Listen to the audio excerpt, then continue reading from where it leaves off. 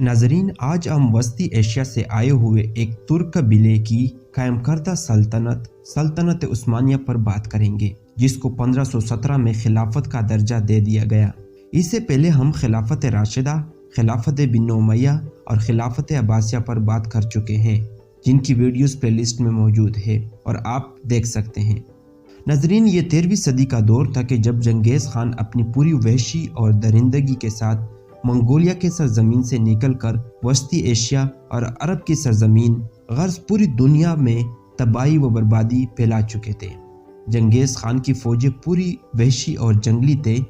इस दौरान यानी 1958 में चंगेज़ खान के पोते ने शाम आकर अब्बासी दौरे खिलाफत के आखिरी हुक्मरान को मारकर बगदाद शहर को कंडरात में तब्दील कर दिया। इसी दौरान तातारियों यानी मंगोलों के जुल्म व सितम से तंग आकर तुर्कमेनिस्तान से एक कबीला, जिसको काई कबीले से जाना जाता है, अनातोलिया में आकर आबाद हो गया। इस कबीले में तकरीबन 100 खानदान थे और 444 घोड़सवार फौज थी, जो कि बड़े जंगजू और बहादुर किस्म के लोग थे। इसी दौरान अनातोलिया और आसपास के इलाकों में सल्जोकियों की हुकूमत थी। सल्जोकी अफवाज मंगोलों के खिलाफ लड़ रहे थे। क्योंकि सल्जोक मंगोलों के मुकाबले में कमज़ोर थे, इसलिए इस कबीले के सरदार अर्तुगरुल ने सल्जोकियों का साथ देने का फैसला किया। उस वक्त सल्जोकियों को फतह नसीब हुई तो सल्जोकियों के सरदार अलाउद्दीन बहुत खुश हो गए और अर्तुगरुल के कबीले को ज़मीन देकर यहाँ रहने की इजाज़त दे दी। इसके बाद ये काई कबीले के लोग हमेशा सल्जोकियों का साथ देने और उनके हिमायती बन गए। जब अर्तुगरुल अपने कबीले समेत वस्ती एशिया से नकल मकानी कर रहे थे तो उस दौरान यानी 1958 में इनके यहाँ एक बेटे की पैदाइश हो गई, जो कि बाद में उस्मान गाजी के नाम से मशहूर हो गए और जिसने सल्तनत उस्मानिया की बुनियाद रखी। ये काई कबीला दिन ब दिन जोर पकड़ता गया और यहाँ तक कि बहुत ही मजबूत हो गया। 1288 में अर्तुगरुल की वफात हो जाती है तो इस कबीले का सरदार उस्मान गाजी नॉमिनेट हो जाते हैं। 1299 में सल्जोक सल्तनत के हुक्मरान अलाउद्दीन दुनिया फानी से चले जाते हैं और तातारियों के हाथों सल्जोकियों की सल्तनत ख़त्म हो जाती है। सल्जोक सल्तनत ख़त्म होने के बाद उस्मान ने अनातोलिया के इलाके में हुकूमत का ऐलान कर दिया, यानी उस्मानी तुर्कों ने बाकायदा ऐलान के ज़रिए हुकूमत बना डाली। कुछ ही वक्त में ये सल्तनत इतनी तेज़ी से बढ़ी कि 3 बराज़मों पर फैलने लगी। इस सल्तनत का दारुल हुकूमत इस्तांबुल था, जो कि उस वक्त में इस्लामबुल के नाम से मशहूर था। इस सल्तनत के पहले हुक्मरान उस्मान गाजी थे और आखिरी हुक्मरान सुल्तान अब्दुल मजीद सानी थे। इस खानदान में तकरीबन कुल मिलाकर 35 सुल्तान गुजरे, जबकि 6 सदियों तक ये लोग खिलाफत के मनसब पर फायज रहे। नजरीन, उस्मानियों की सल्तनत काफ़ी तरक्की कर रही थी कि कुछ अरसे बाद एक लंगड़ा तातारी हुक्मरान आया और उस्मानियों को बहुत ही ज़्यादा कमज़ोर कर दिया, यहाँ तक कि उनके जवाल के आसार नमूदार होने लगे। ये तातारियों का चौथा हुक्मरान था, जिसको तैमूर लंग के नाम से याद किया जाता है। लेकिन उस वक्त यानी 1453 में मुसलमानों को एक ज़बरदस्त कामयाबी मिली। 1451 में सुल्तान मोहम्मद फातिह मुसलमानों का खलीफा बनकर आ जाता है और 1453 में एक ऐसा कारनामा सरंजाम देता है कि जिसके बारे में हुजूर सल्लल्लाहु अलैहि वसल्लम ने फरमाया था कि जो कोई कस्तुनतुनिया को फतह करेगा तो वो अमीर क्या अमीर होगा और वो फौज क्या फौज होगी। और वो ये ज़माना था कि सुल्तान मोहम्मद फातिह के ऐद खिलाफत में मुसलमानों ने कस्तुनतुनिया को फतह करके नामुमकिन को मुमकिन बना दिया। अब तक इतना बड़ा नुकसान रोमन अम्पायर को किसी ने नहीं पहुंचाया था जितना इनको इस फतह से हुआ। इस तरह रोमन अम्पायर के दारुल खिलाफा के साथ साथ मुसलमान यूरोप के बहुत सारे इलाकों पर काबिज हो गए, यहाँ तक कि ऑस्ट्रिया तक फतवात कर लिए।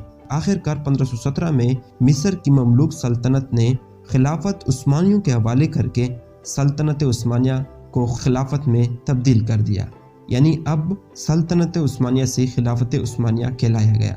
ईरान की सफ़वी सल्तनत भी उस्मानियों के कब्ज़े में आ गई।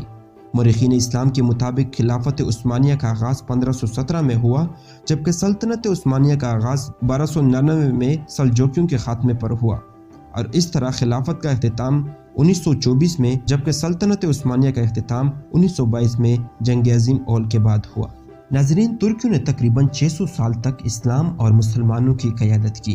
खिलाफत उस्मानिया के इब्तदाई अदवार में मुसलमान मुआशरा बहुत ही ज़्यादा तरक्की कर रहा था। تعلیم ان کے زمانے میں عام ہو گئی۔ ان کے دور میں فتوحات اور ترقی کا ایک ایسا سلسلہ شروع ہو گیا جو رکنے کا نام نہیں لے رہا تھا۔ پورا یورپ ان کے اثر و رسوخ سے پریشان تھا۔ وقت کی سب سے بڑی سلطنت روم کو شکست کے بعد تو عیسائی بہت ہی زیادہ پریشان ہو گئے، کیونکہ روم کی سلطنت ہزاروں سالوں سے چلی آ رہی تھی۔ ناظرین، یورپی، یہودی، نصرانی اور سیکولر ذہنیت رکھنے والے مورخین دولت عثمانیہ کی تاریخ کو تنقید بنانے سے باز نہیں رہے۔ انہوں نے اسلام اور اسلامی نظریات کے سلسلے میں کی جانے والی تمام عثمانی کوششوں اور خدمات پر سخت تنقید کی۔ ان میں شکوک و شبہات پیدا کرنے کی کوشش کی۔ ان مورخین کا اسلوب نگاری بہت دل خراش ہے اور انہوں نے انصاف سے کام لینے کی بجائے جھوٹی اور من گڑت باتیں عثمانیوں کی طرف منسوب کر دی ہے۔ ان کے دیکھا دیکھی بعض عرب تاریخ نگاروں نے بھی اپنی قومی اور سیکولر رجحانات اور تعلقات کی وجہ سے اسی راہ کو اختیار کیا ہے۔ ایسے تمام لوگوں کو یہودی اور نصرانی کی کتابوں سے کافی مواد مل جاتا ہے۔ یہ کتابیں دراصل پہلی جنگ عظیم کے بعد یہود و نصارہ نے قومیت پرستوں کی امداد کے لیے تحریر کی تھی اور مسلمانوں کو گمراہ کرنے کے لیے تاریخی حقائق کو بالکل مسخ کر دیا تھا۔ ناظرین، دولت عثمانیہ کے بانی عثمان بن ارطغرل کی کارروائیاں اور فتوحات اقتصادی، عسکری یا کسی اور مصلحت کے لیے نہیں تھی، بلکہ کلمہ حق اور دین اسلام کی ترویج تھی۔ عثمان انتہائی درجے کا دیندار شخص تھا۔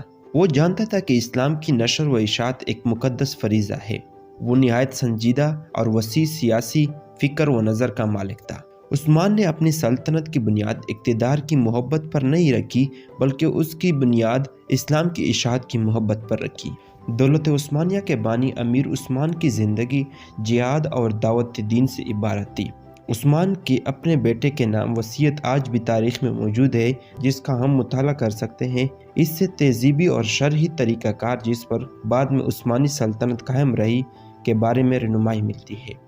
عثمان جب بستر مرگ پر تھا تو اس نے اپنے بیٹے کو وصیت کرتے ہوئے کہا تھا کہ اے بیٹے، کسی ایسے کام میں مصروف نہ ہونا جس کے کرنے کا پروردگار عالم نے حکم نہ دیا ہو۔ جب بھی امور سلطنت کی انجام دہی میں کوئی مشکل پیش آئے تو علماء دین سے مشورہ لینا اور ان سے امداد طلب کرنا، اہل شریعت سے دور ہونے سے اعتراض کرنا۔ بیٹا، آپ جانتے ہیں کہ ہمارا مقصد رب العالمین کی رضا ہے اور یہ کہ ہم جہاد کے ذریعے تمام آفاق میں اپنے دین کے نور کو عام کر دے، لہٰذا وہی بات کرنا جس میں اللہ کریم کی خوشنودی ہو۔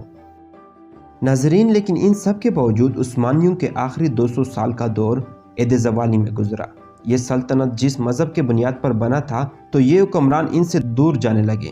دوسرا، ان میں سیول وارز کا ایک ایسا سلسلہ شروع ہو گیا جو ختم ہونے کا نام نہیں لے رہا تھا، جو کہ یہ یورپ کی سازش کا نتیجہ تھا۔ خلافت عثمانیہ کے انڈر جو مسلمان ممالک آتے تھے ان میں بغاوت سی کیفیت شروع ہو گئی تھی۔ اس دور میں یہ نعرے بڑے مشہور تھے کہ عرب عربیوں کا ہے، اس میں ترک ادھر سے آ گئے، شام شامیوں کا ہے، عراق عراقیوں کا ہے اور مصر مصریوں کا ہے، اور اس طرح کے نعرے بلند ہونے لگے۔ محض یہ صرف نعرے ہی نہیں بلکہ بغاوتوں کا ایک ایسا سلسلہ تھا کہ جس نے خلافت عثمانیہ کی جڑیں کھوکھلی کر دی تھی۔ ناظرین، آخر کار 1914 میں جنگ عظیم اول چھڑ گئی۔ اس جنگ میں عثمانیوں نے جرمنی کا ساتھ دینے کا فیصلہ کر دیا، جبکہ مخالف قوتوں میں فرانس، بریٹن اور رشیا تھی۔ 1918 میں جرمنی نے ہتھیار ڈال دیے اور شکست تسلیم کر لی، اور اس طرح عثمانی بھی اکیلے ہو گئے اور جنگ میں شکست کا سامنا کرنا پڑا۔ ورلڈ وار 1 کے بعد برطانیہ، فرانس اور ان کے اتحادیوں نے خلافت عثمانیہ سے ایسے شرائط منظور کر لیے کہ جس کے نتیجے میں خلافت ختم ہو گئی۔ اگلے 100 سال تک خلافت پر پابندی لگا دی گئی۔ خلافت عثمانیہ کے ختم ہونے سے کل ملا کر تقریباً 40 ممالک آزاد ہو گئے، جس میں اکثر مسلمانوں کے ممالک آتے ہیں۔ ترکیوں کو استنبول اور آس پاس کے علاقے دے دیے گئے، جبکہ باقی علاقے اتحادیوں کے کولونائزیشن میں آ گئے۔ ترکی مصطفیٰ اتہ ترک کی قیادت میں ایک سیکولر اسٹیٹ بن کر ابھرا اور مسلمان خلافت سے محروم ہو گئے۔ ناظرین، تاریخ اسلام کے طالب علم جانتے ہیں کہ اسلام میں خلافت کی کتنی اہمیت ہے۔ خلافت راشدہ کے بعد کن کن تاریخ اور ویران گھاٹیوں سے گزر کر آخر کار 1924 میں خلافت ختم ہو گئی۔ ناظرین، یہ تھی تاریخ اسلام کی آخری ایپیسوڈ، اور باقی کے ایپیسوڈز دیکھنے کے لیے پلے لسٹ میں جائیے اور خود کو تاریخ اسلام کے مختلف پہلوؤں سے روشناس کریں۔ مزید ایسی تاریخی اور معلوماتی ویڈیوز دیکھنے کے لیے ہمارے اس چینل کو سبسکرائب کریں۔ والسلام۔